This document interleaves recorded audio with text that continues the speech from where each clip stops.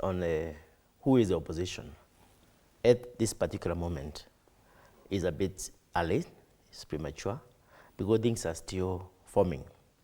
But I would like to remind Kenyans that the Mount Kenya region, sorry for me to use that term, and I hope nobody looks at me as tribal, voted for William Ruto to over 85% of the population, of the voters. And the reason, the main rationale behind it is that the people of Mount Kenya felt that Ruto, as the deputy president, had been mistreated by the former sitting head of state, Uhuru Kenyatta. It did not matter whether Uhuru came from central Kenya or not. But the Mount Kenya people, in their own views, they thought it's good for them, or for us, because I'm part of them, to do things right way. If Uhuru and Ruto were in the same camp from 2013 and 2017, they found it as a mischief for it to be like Uhuru was not supporting Ruto. So the fact that Ruto was not being supported and was being sort of betrayed, he got a very big sympathetic vote. Why am I saying this? I'm saying this because the scenario is repeating itself.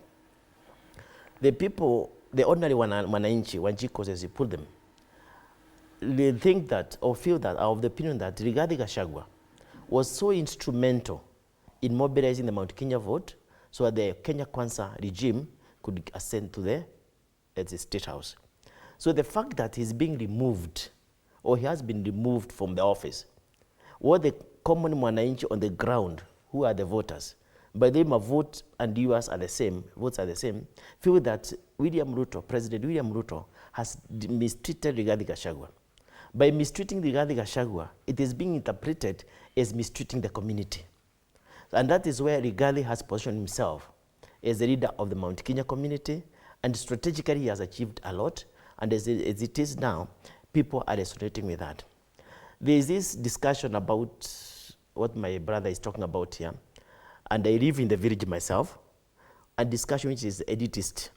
People like me and you can be able to do some concept explication on issues. But on the ground, it's either you are treating Gachagua fairly or unfairly.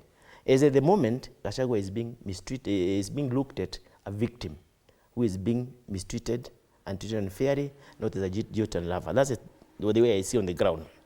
The other thing I would like to say is that in terms of this government, positions have been taken against or for the government, against or for the current leaders, and it's very difficult from where I sit as a person, it's a personal view, for a major move from that position come 2027. I mean, the government has to do a lot to revert the position in Mount Kenya and so forth. So what I can say is that the opposition in Kenya at the moment is the people, the voters. And it's not just Mount Kenya, it's across the board.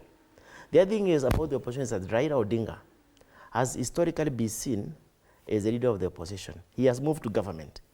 That space is being taken by younger people. Look at people like Sifuna, look at people like Owino, Babu Owino and so forth. They are positioning themselves to take over that space which is being left by Ruto, by Raila.